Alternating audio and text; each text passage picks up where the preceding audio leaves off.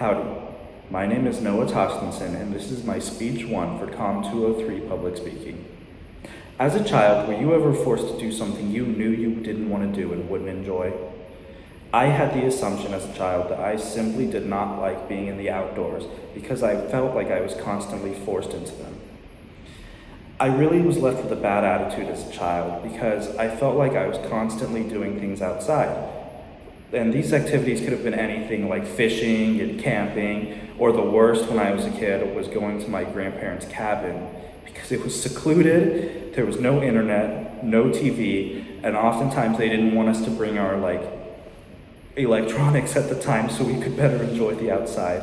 So along with stuff like that though, I also had other things at home like doing chores, helping my dad with gardening, mowing the grass, and that really led to me wanting to avoid the outdoors and feeling as if I kind of had an aversion to them.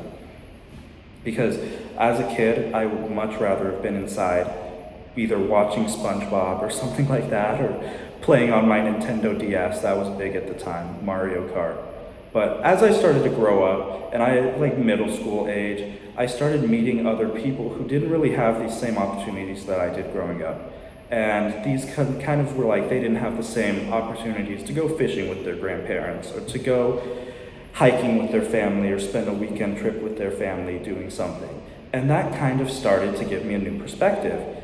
And I started to see that my assumption about the outdoors was sort of loosely grounded, but these hobbies that I had been doing as a kid, instead of being kind of like chores to me, they began to kind of be bragging points, because that's really important in middle school, is being able to brag to your friends. That's how you're cool.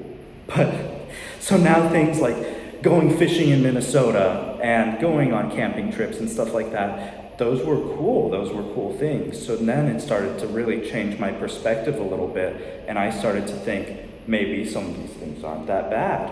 If everybody else thinks that they're cool and fun, and I really didn't realize that it was because some of these people hadn't had the same experiences as me, and because they lacked experience, they saw these hobbies as unique, and it was really a different perspective. So as I, of course, continued to mature and grow up, I started to really reflect on my time outdoors, and I really started to enjoy the time I got to spend with my family, because it was a fun thing that I never really got to do anymore. And I started to realize that even though I had been forced outdoors growing up, it was really the fact that I was forced that was the reason I wasn't enjoying being outside.